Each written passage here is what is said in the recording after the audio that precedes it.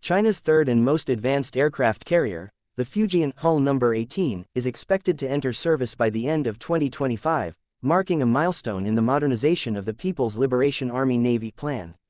The ship was launched on June 17, 2022, from the Jiangnan shipyard and has since undergone a series of 8 sea trials starting in May 2024, collectively accumulating over 100 days at sea. The plan and Chinese state-run outlets such as CCTV and Xinhua have emphasized the carrier's final phase of testing, especially the integration of electromagnetic catapult launch systems and shipboard aircraft operations. In May 2025, the Fujian successfully launched aircraft including the stealthy J-35, the plan's latest generation catapult-capable fighter, indicating readiness for final commissioning. The Fujian represents a significant leap in Chinese carrier design, being the first to move away from ski-jump launch systems used on the Liaoning and Shandong carriers. It features 3 electromagnetic catapults, modeled after the U.S. Navy's electromagnetic aircraft launch system, EMLS, although the U.S. system is deployed on nuclear-powered carriers like the USS Gerald R.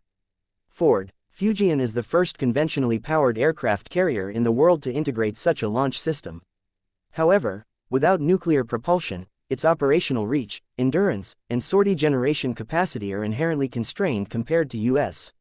Navy nuclear-powered supercarriers. The U.S. Navy operates 11 nuclear-powered aircraft carriers as of 2025, each capable of unlimited range and extended high-speed operations, a critical advantage in any sustained power projection or contingency operation.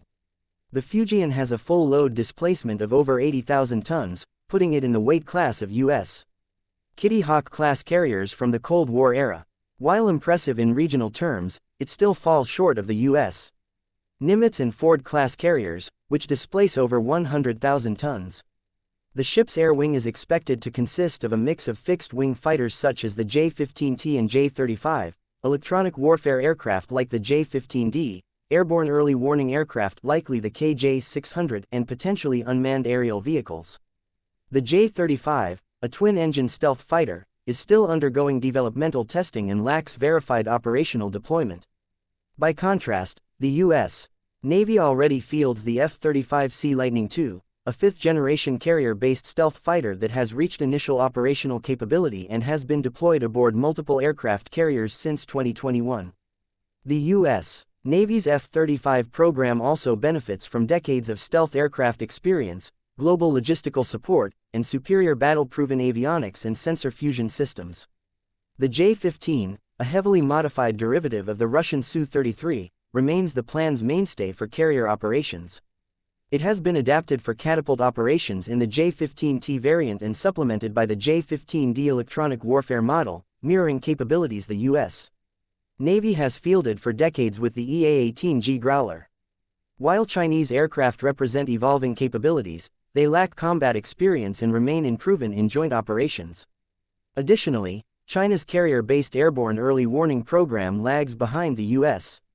Navy's use of the E-2D Advanced Hawkeye, which has been operating with AESA radar and cooperative engagement capabilities for years and is now fully integrated into the Navy's strike group operations.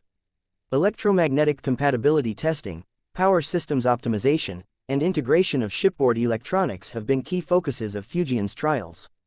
Chinese media assert the ship uses a medium-voltage direct current (MVDC) power architecture to support energy-intensive systems, including AESA radars and possibly future directed energy weapons or railguns. However, the propulsion system remains steam turbine-based, supported by diesel generators. Unlike U.S. carriers, which utilize nuclear reactors to generate the immense power required for both propulsion and advanced systems, the Fujian must balance power generation for launch systems, sensors, and ship operations without the benefit of nuclear endurance or output.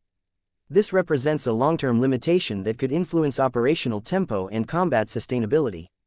Operationally, the Fujian is expected to enable the plan to conduct continuous deployments across 3 key maritime theaters: the East China Sea, the South China Sea, and the Western Pacific.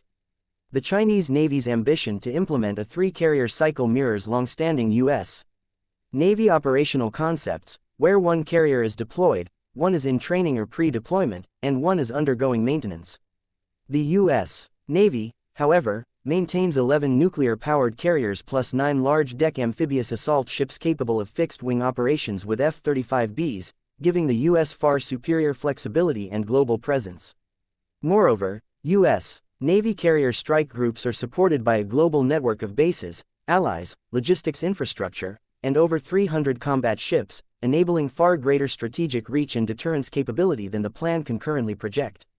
Strategic implications of the Fujian's commissioning are primarily regional. While China may increase its capacity for high-tempo operations in the South China Sea or Taiwan Strait, any comparison to U.S. global naval power must acknowledge stark differences in scale, doctrine, experience, and technology. The plan remains heavily dependent on regional logistics, has no combat experience with modern carrier operations, and lacks the kind of interoperable joint command structure that defines U.S. Navy power projection. Furthermore, the U.S. Navy operates under battle-tested carrier air wing doctrine refined through over 7 decades of continuous deployment and conflict participation, from the Cold War to recent operations in the Middle East and Indo-Pacific. China's carrier development is proceeding rapidly by historical standards, moving from a refurbished Soviet hull Liaoning to a domestically produced copy Shandong, and now to a semi-indigenous design Fujian with new systems. This mirrors in structure what the U.S. Navy achieved over multiple decades but compresses that evolution into less than 15 years. However, compressing shipbuilding timelines does not automatically translate into operational effectiveness. Training carrier-qualified pilots, integrating strike group operations, building real-time command and control networks, and achieving combat readiness are multi-decade processes that cannot be short-circuited. The U.S. Navy's ability to surge multiple carrier strike groups to any ocean within weeks remains unmatched by any peer or near-peer competitor. In addition, the United States maintains unmatched undersea warfare dominance through its fleet of over 60 nuclear-powered submarines, including the Virginia and Seawolf-class attack submarines that regularly shadow carrier operations and can strike with precision weapons.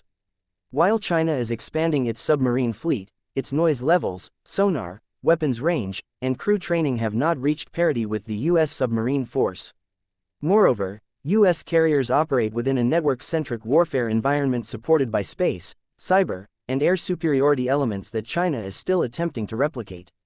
The presence of allied navies, such as those of Japan, Australia, and the UK, adds another layer of strategic depth to US-led operations in the Indo-Pacific that China lacks. Finally, while the Fujian is likely to be declared operational within the next year, actual combat readiness and seamless integration into plan doctrine will take time.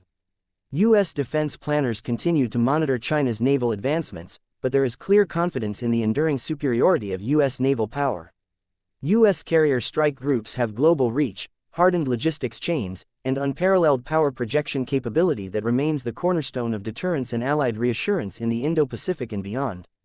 The commissioning of the Fujian does not mark strategic parity with the United States. Rather, it confirms China's continued effort to close the gap.